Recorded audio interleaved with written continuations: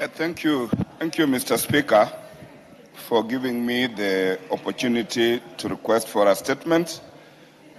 And just on a point of order, Mr. Speaker, on 11th of August, I did raise a request for a statement materially similar to what Honorable Wangari has raised.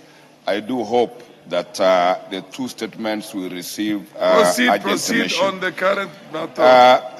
Thank you, Mr. Speaker. I seek to request for a statement regarding implementation of income tax exemptions for persons with severe disabilities as well as their parents or guardians.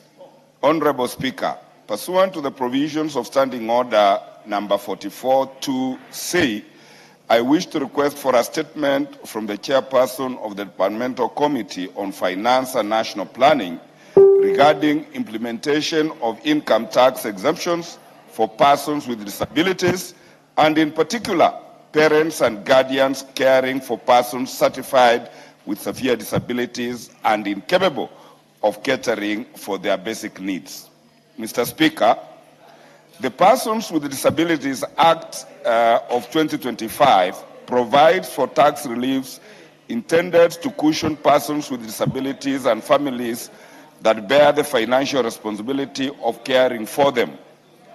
Section 56 of the said Act provides for income tax exemption for persons with disabilities who are in receipt of income, while, Mr. Speaker, Section 57 of the said Act empowers the Cabinet Secretary responsible for finance, upon application, to grant an income tax exemption to a parent or guardian of a person certified with severe disability and incapable of catering for their basic needs, where such persons is under their care and custody. Mr. Speaker, while the law is very clear on this provision, there is limited information on how to apply for this exemption. By way of illustration, Mr. Speaker, one Mr. Anthony Obade, holder of ID number 22151471, a resident of Kajiado County, is a parent of a child certified with severe disability and incapable of catering for his basic needs. The child was duly registered and issued with a disability registration certificate, reference number NCPWD-JRSGRWG, way back in the year 2024.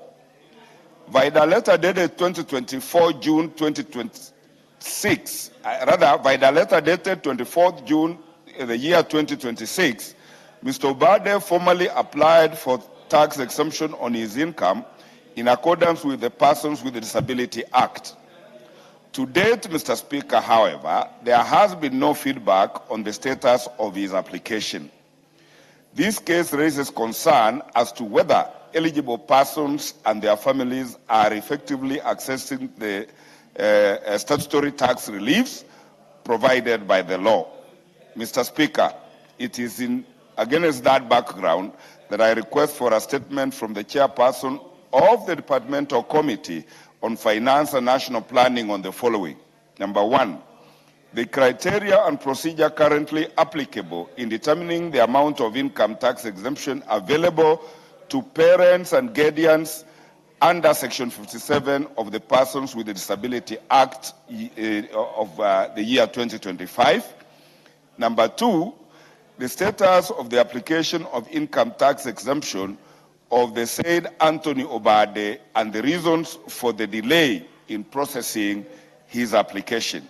Number three, what programs are in place to disseminate information so that parents and guardians catering for persons with severe disabilities across the country are adequately informed of and are able to access these tax reliefs.